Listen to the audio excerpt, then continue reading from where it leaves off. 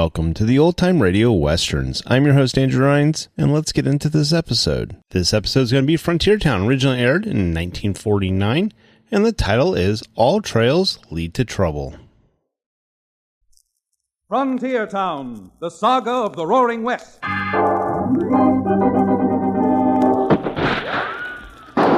Frontier Town. El Paso, Cheyenne, Calgary, Tombstone. Frontier Town.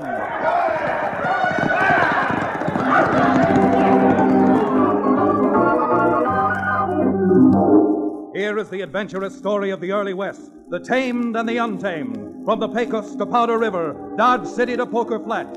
These are the towns they fought to live in and lived to fight for. Teeming crucibles of pioneer freedom. Frontier Town!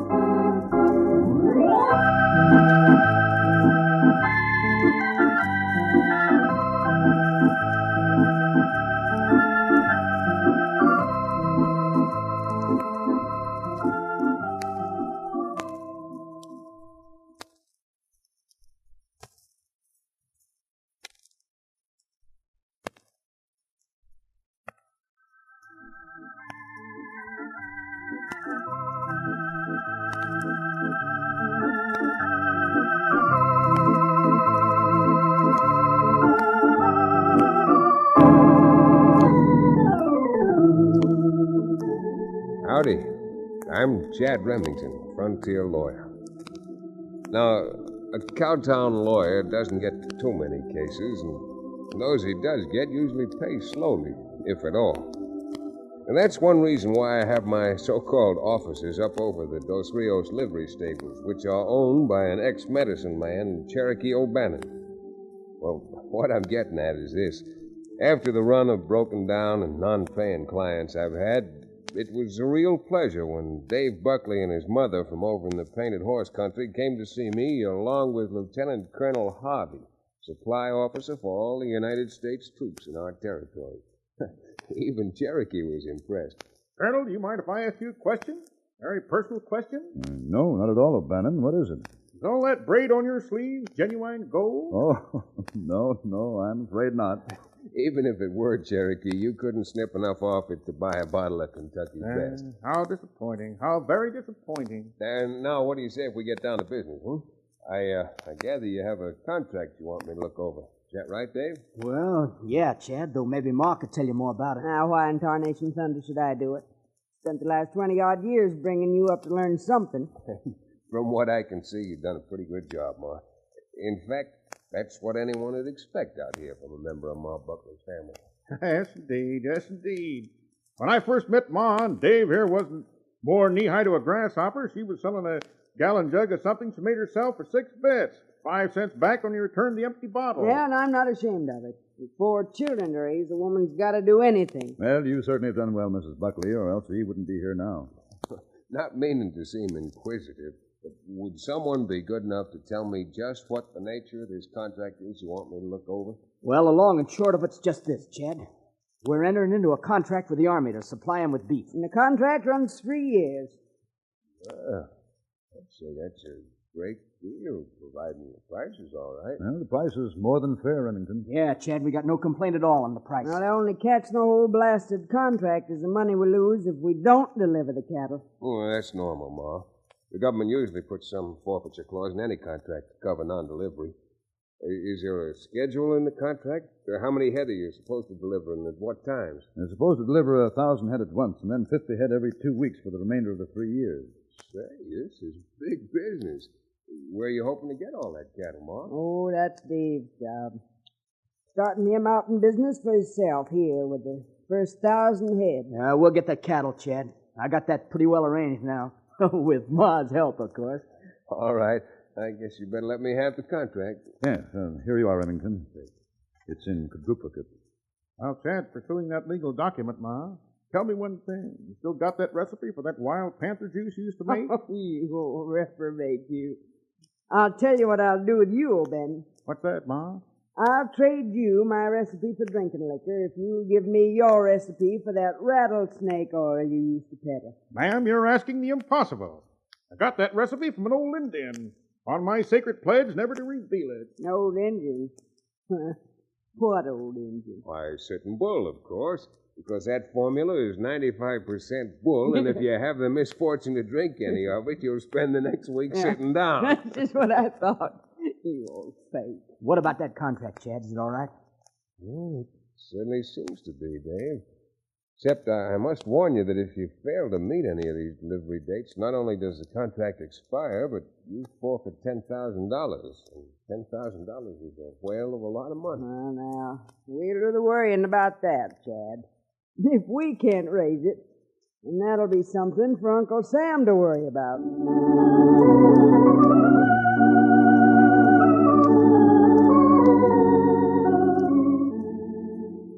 It's a funny thing. As much as a lawyer will do to protect his client, there are so many factors which, not written on paper, can blow a contract higher than a kite. And in the case of Ma and Dave Buckley, I soon learned there was one factor nobody could have thought of. Not more than a week after the contract with the Army had been signed in my office, Dave Buckley, who was out rounding up cattle, suddenly saw something which caused him to rake his spurs over his pony's flanks and come racing home. Whoa there! Whoa, boy! Whoa there! Ma? Ma, where are you? What in all get out happened to you, David? Pack rat, get down your boot top? Ma, this is awful. Awful. I was just riding up over Bald Hill, and what do you think I saw coming through that pass down below? Now, how in blazes should I know what you saw? Sheep. That's what I saw. Sheep. Thousands of the filthy gray critters. Sheep? Are coming here? They must be coming in here. They're heading right this way. They ain't coming in here, Davy boy. They got no right to trail their sheep through cattle country. What can we do? It is open range. Yeah, well, it's going to be closed range then. We're going to close it with every shotgun, rifle, and six-gun we can lay hand to. Ma, we can't. We can't take the law into our own hands. We can't, eh? Well, we got the law on our hands right now. We got that dad-blasted contract we signed with the Army, and that's law, too. Them sheep come through here and eat off our feed, we'll lose everything we've got. Everything I've worked more than 30 years for. Well, you do what you want. For me, I'm sending a telegram to Chad Remington. I'm not going to be shot down or see my neighbors shot down just because of a lot of no-good, double-dealing sheep herders.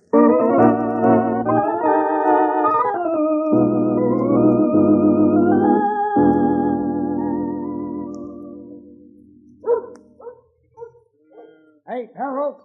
Harold, come here. Hey, boy.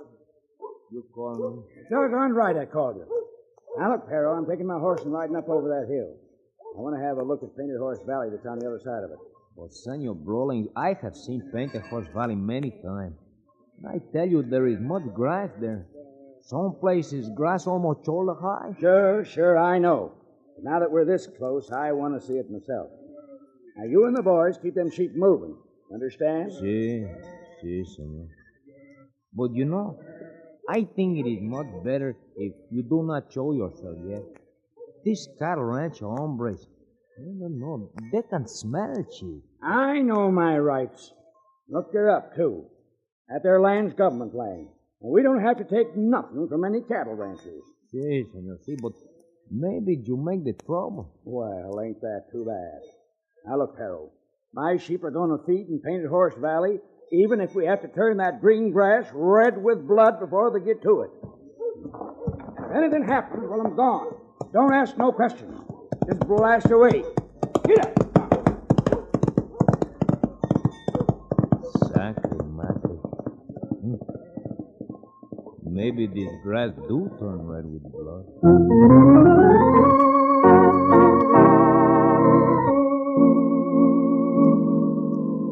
Now, hold on, Ma. The way you're talking, you'll have Painted Horse Valley up in arms and a range war started before sunup. You doggone dad blame right I will. No moth-eating mangy sheep herders are driving sheep across my land. Don't you see, Chad? If they just ate the grass, it would be bad enough, but sheep have sharp hooves that dig up the roots, and it'll take years before it grows again. Chad, isn't there something we can do without going for our guns? If your neighbors feel like your mother does, Dave, I'm afraid not. But if you'll give me a chance to go out and talk to the man who owns the sheep, well, there's just a possibility we might be able to come to terms. Terms? A lot of good talking's going to do. Ma, you've worked 30 years, you said, to get to the point you're at today. Now you're almost on Easy Street with a contract with the government.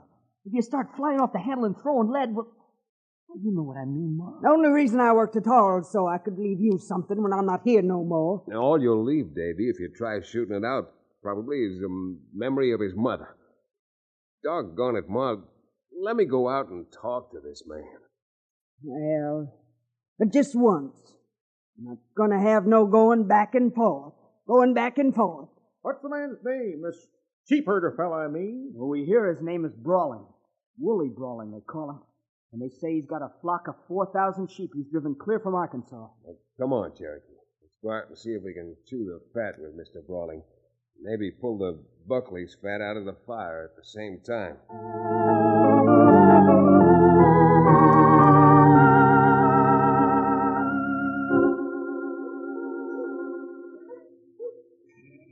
When I want your advice about my sheep, Remington, I'll ask you first. I've been trailing sheep since long before the time you was just wet behind the ears. You don't say. Well, if you try driving these sheep you've got here into Painted Horse Valley, you won't do much more driving, believe you me. I guess I know my rights. No, and be hanged. Why, a lot of good your rights are going to do you when the cattlemen start blasting their guns in your faces. You wouldn't be trying to threaten me now, would you? I don't have to threaten you. You got a brain in your head, you'll know I'm right. If I got a brain in my head, huh? Why, you long-legged lout... That's it, Chad. Now bust him one for me. If you want any more, Brawling, just get back up on your feet. Now, wait a minute. I'm not looking for no more trouble. You should have thought of that before you threw that sneak punch. Now, look, Brawling, I came out here to try to help you, not to make trouble. Yeah. I got an oil painting of you trying to help me. If you can risk losing 4,000 sheep, that's your business. I'd like to save you the loss, save the cattlemen from getting hurt, and actually save the sheep. Because anybody with even one brain in their head knows that a few sheep are good for range country. Of course, if you'd split your flock into small bunches and feed them through the country lightly, nobody'd be hurt. Well, you could send some of your sheep into Painted Horse Valley, a few more through Valhalla Pass, and so on. If you did, I don't think even the orneriest cattleman would bother you. Yeah. You think they'd really be willing to let my sheep through that way? The cowmen don't want any trouble. They'll cooperate with you. Okay, I'll do it. I'll split them up. Yeah, now you're making sense, my friend. And if you don't mind, O'Bannon and I are going to go back and tell the ranchers the good news. Come on, Cherokee, let's be getting up steam. Mr. Brawling, congratulations. You're a gentleman of rare intelligence. Get up there, boy. Terrell! Hey, Terrell! See, boss, see.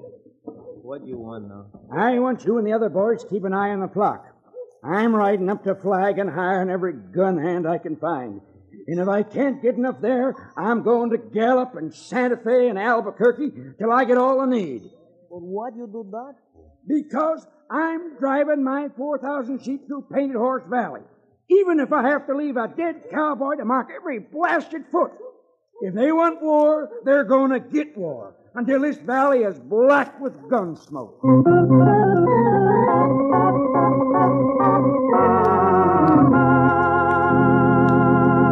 We'll return to the second act of All Trails Lead to Trouble, our exciting frontier town adventure, in just a few moments.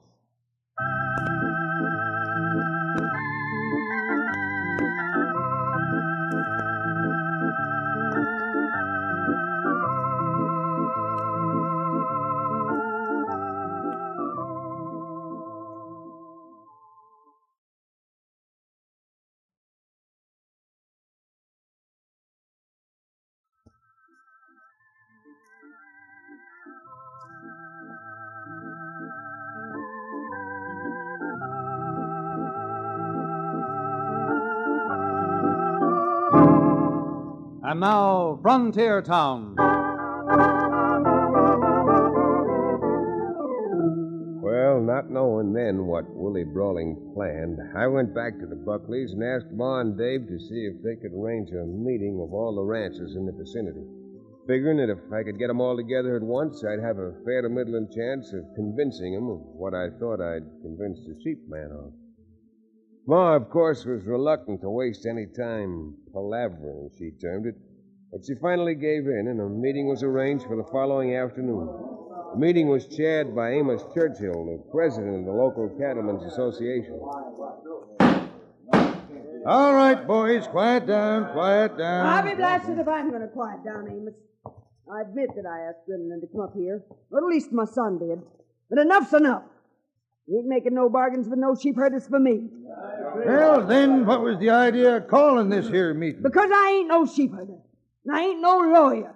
Now, don't say things behind folks' back. Now, Chad said he wanted to put his proposition up to all of you. Well, I give him the chance. Now that you've heard him, I'm telling you how I feel. Ma, you got no right to do this. I got an interest in that contract just like you have. Sure, you got plenty of rights, Davy. And as your mother, I got the right to turn you over my knee and warp the daylights out of you for talking about things you don't know about. Neighbors! Neighbors! This is our range. It's up to us to keep it. If anyone tries to run any sheep across it, we doggone well better be out there proving it's our range. In other words, Ma, you're insisting that the public lands are yours exclusively? How can you be so short-sighted? Don't you see if you persist in this ridiculous and selfish notion, you'll live to regret it, if you live at all? Remington, you're out of order. Now you get off the platform and sit down. Oh, I've seen selfish men like you precipitate range wars before. But this time, by glory, it's going to be stopped. That's all I've got to say. Somehow or other, this has got to be stopped before you all commit suicide. Come on, Cherokee, let's get out of here. Yeah, Amos? It was you who brought Remington up here. Now, by golly, it's you who's going to have to get rid of him. Now, no one's going to interfere with us. Let them sheep trail over on our land. And since you and Dave brought Remington up here, the two of you better get your heads together quick. Get rid of him. Well, I don't know about that, Amos. Well, you darn well better know about that, Ma Buckley, or we'll run you and your son out of this valley right along with them sheep. All right, boys, that's all. This meeting stands adjourned.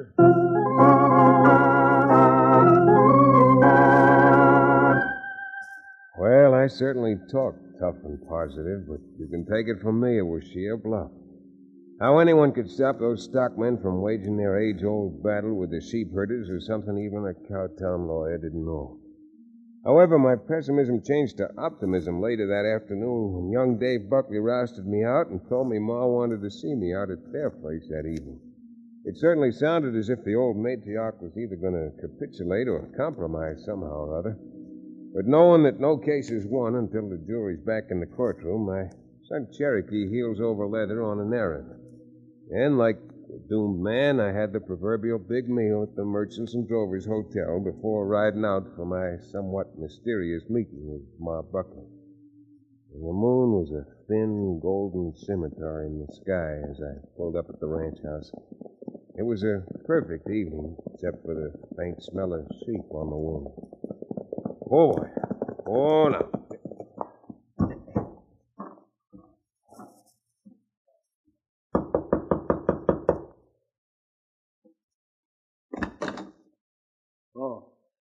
No, it's you, Chad. Well, what's wrong with you, Dave? You act as if I'm not welcome.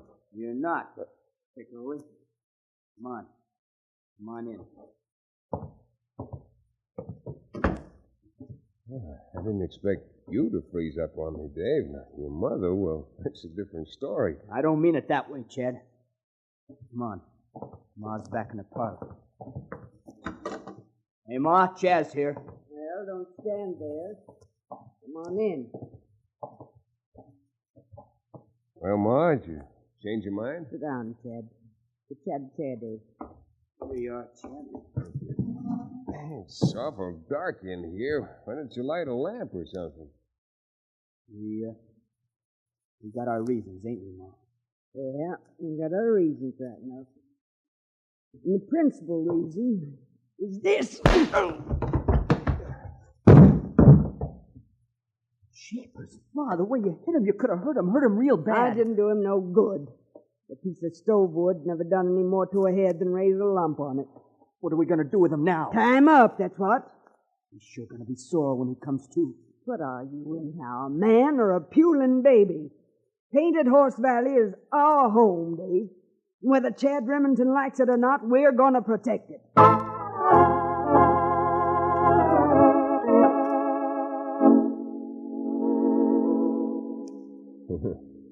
Nice people, my clients. But knowing Ma Buckley, how hard she'd worked all her days, how much she wanted to leave something to Dave so he wouldn't have to go through the agony and grief which had marked her life, I can't be too bitter. Although at the time I was bitter almost to the point of hatred. Maybe, as Ma said, a piece of stove wood never did any permanent harm, but it laid me out cold for hours. While I was still vaguely drifting around on some distant cloud, Cherokee returned from the errand I'd sent him on. Unable to locate me, he headed from town out to the Buckley's place, pounding up dust along the trail. Dad certainly must be talking his fool head off. He's out of the Buckley's this long. More than 3 hours. Get up there. Keep moving. Wait a minute. Slow down. Whoa. Someone coming. Hello there. Mind if I... Well, it's Ma and Dave Buckley. Who's that? Who's there? Me, Cherokee O'Bannon. What are you doing out this time of night, O'Bannon? Well, I might ask you two the same question. But at the same time, I'm out looking for Chad. Where is he now? Chad? Why...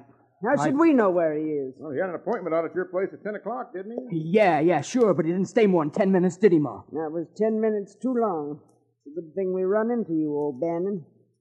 Saved you a long ride. You go back to town now. Yeah, if he's not out at your place, we might as well. What have you got there? A whole arsenal? You're both armed to the teeth. If I was you, O'Bannon, I wouldn't ask so many questions. My blazes, I wager I know what you're up to.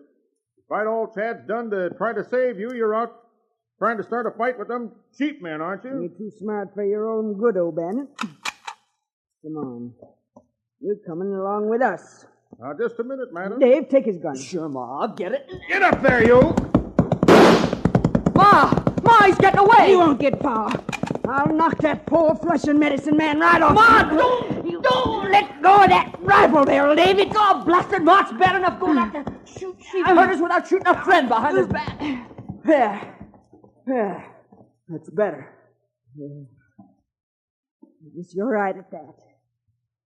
Just afraid he'd find Chad. Out in the barn? Fine chance, tied up and all covered with hay. Come on, Ma. Mr. Churchill and the others will be waiting for us. We're going to catch them sheepmen napping. We're going to have to do it before sunup.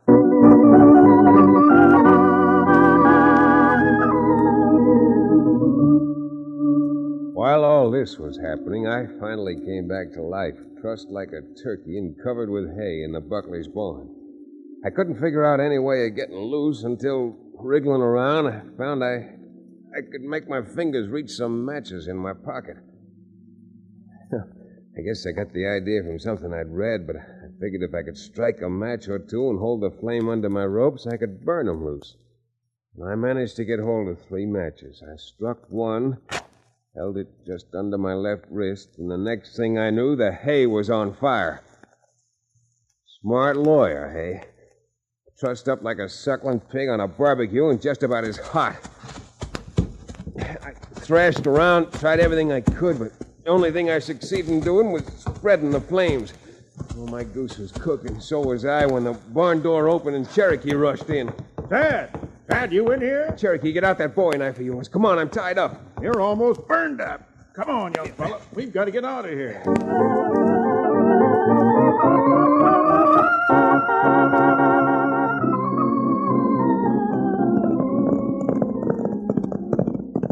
Cherokee, if you're sure of what you think you saw, we're in for it. Well, then we're in for it, because those cow-headed ranchers have cut down trees, barricaded the pass, made a blasted fortress out of this valley.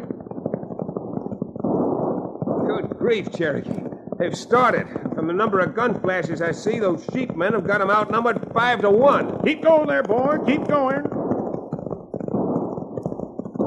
Hey, Cherokee, look.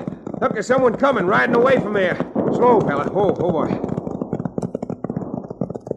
Hold it! Rein up! Who's that? Is that you, Remington? Billy Blue Blazes, Chad. This is Mr. Churchill, the man who ran you out of the meeting. It's awful down there. Yeah? 5 men shot already, and I was going to see if I could get some help. They must outnumber us 10-1. Hey, that bugle. What's that? Chad, the colonel was as good as his word. They got here. Who got here? The United States Army, that's who. I sent Cherokee over to see the colonel early this afternoon. Since they bought all this beef, they've got an interest in this valley, too. Come on, boys, we can still get in for the wind-up.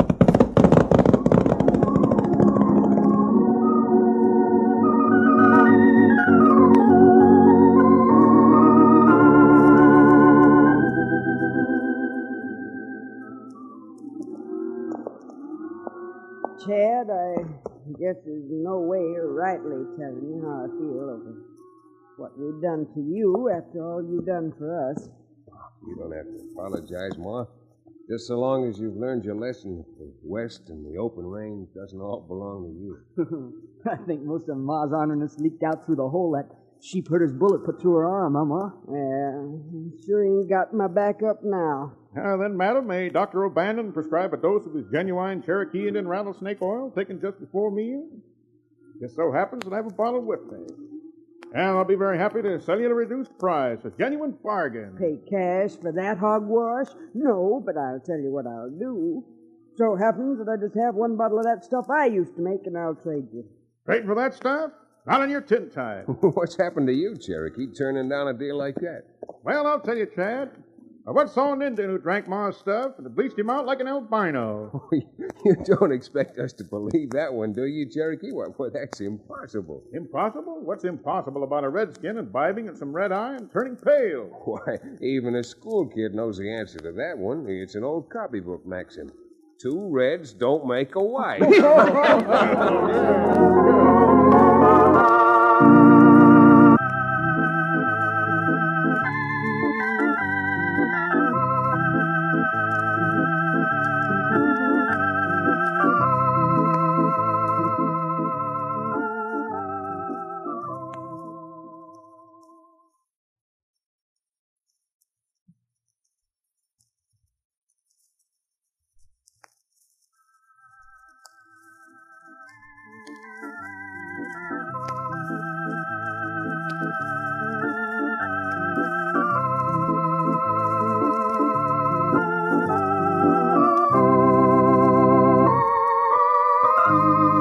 Frontier Town, starring Tex Chandler and featuring Wade Crosby, is a Bruce Ells production. Story and direction by Paul Franklin. Music written and played by Ivan Ditmars.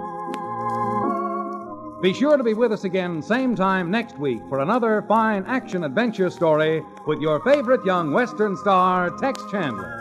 And now this is Bill Foreman telling you that Frontier Town came to you from Hollywood.